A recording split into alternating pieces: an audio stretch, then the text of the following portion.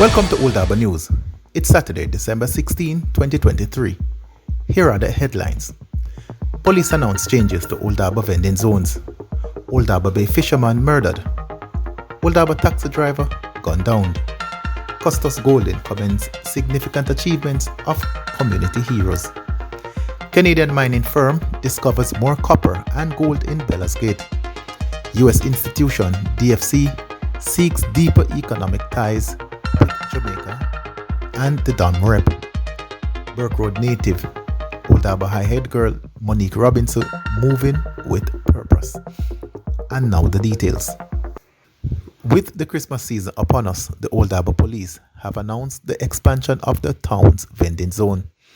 The decree is in keeping with tradition this time of the year, as more vendors and shoppers will descend in the town centre leading up to the holidays.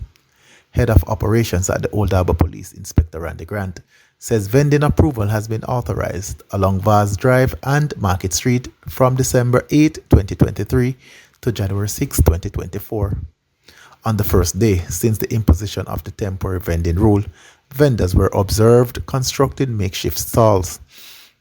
They are all hoping to capitalise on the highly anticipated buzz in commercial activities in an economy imperiled by high inflation.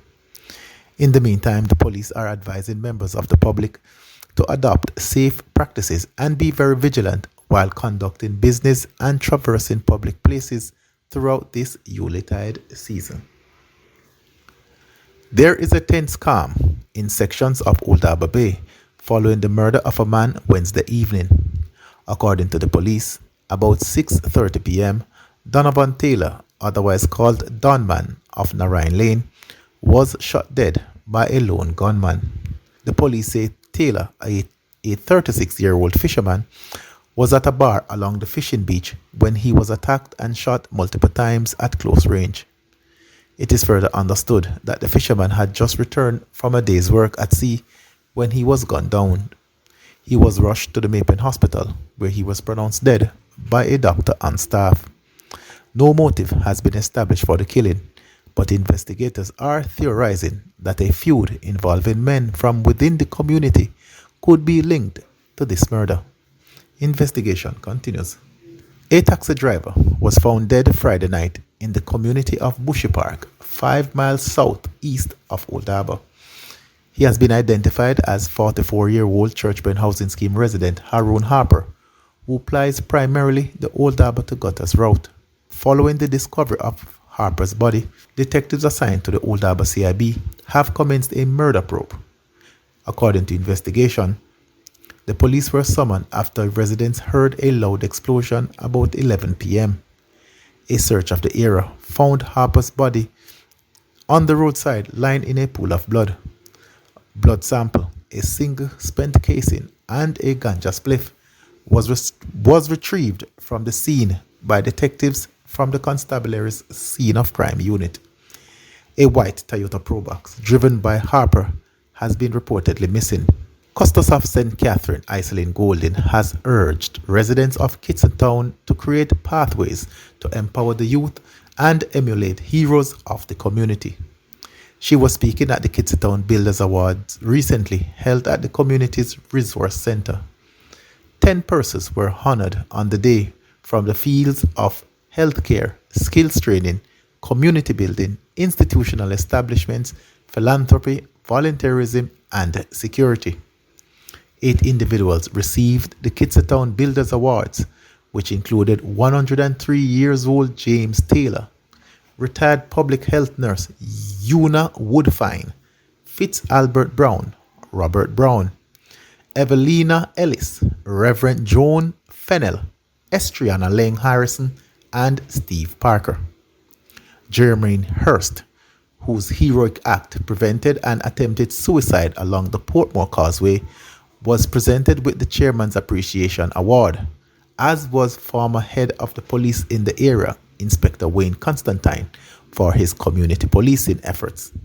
Delivering the main address on behalf of Governor General Sir Patrick Allen, Custos Golden said the honorees have demonstrated to be, quote, selfless community stalwarts, end quote, through their work by, quote, dedicating their time, energy, and resources for the betterment of Kitsatown.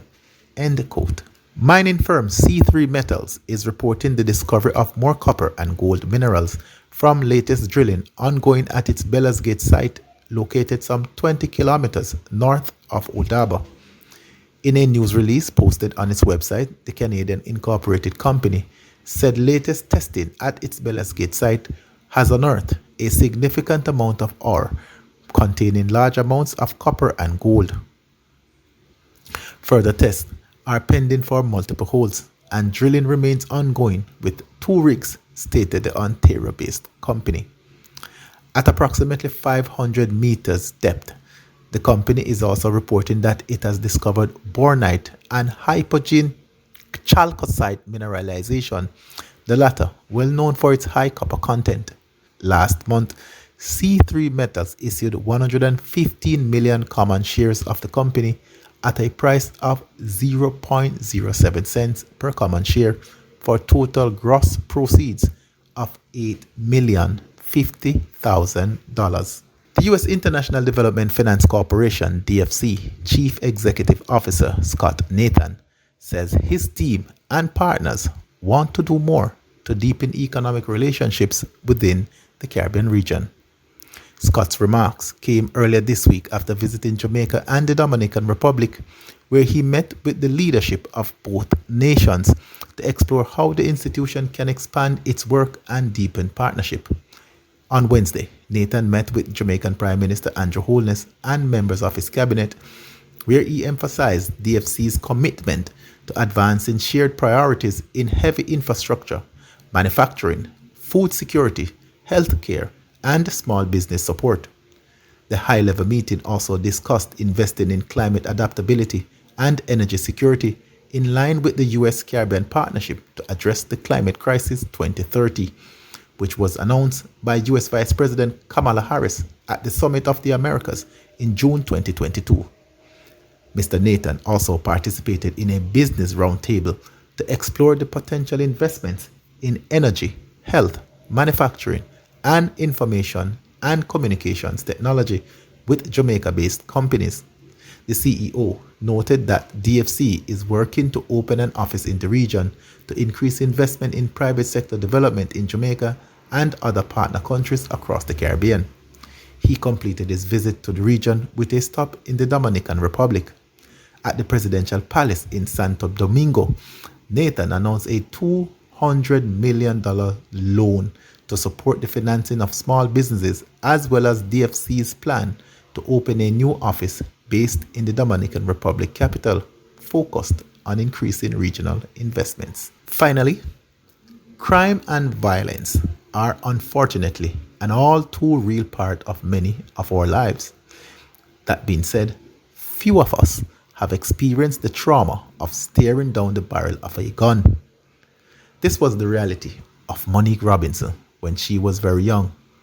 The panicked child was simply caught up in the all too familiar situation of being made to pay the price of a family member's past transgressions. Miraculously, the gun did not go off and she lived to tell the horrible tale, but it came at a high price psychologically. Robinson, who is a Christian living by faith, said that despite all the challenges of poverty and violence that saturated her formative years, she is still able to not only give thanks for her blessings, but to do her utmost to uplift others every single day of her young life. This 18-year-old is the poster child for tenacity. Though born in very humble beginnings, she has managed to achieve more in her still youthful existence than some grown seniors have accomplished in their well-seasoned lives. Indeed, Robinson, who hails from the often troubled community of Burke Road, is the current head girl at Odaba High School, the captain of the school's challenge quiz team, past president of the Sixth Form Association, president of the ISCF Club and student councillor, just to name a few of her long list of accomplishments. Incredibly, with the plethora of activities that are on her plate, she managed to cop 11 CSECs and 5K subjects, with more to come. This is truly remarkable, considering that she has had to contend with health challenges throughout most of her young life that at times had her sidelined away from the activities she enjoys as well as school. To continue reading this feature, visit our website at www.oldharbornews.com. And that's the latest news for Saturday, December 16, 2023. Visit our website or social media platforms for up-to-the-minute news about Jamaica's fastest growing town. Remember to like, share, and subscribe to our channel. Good evening.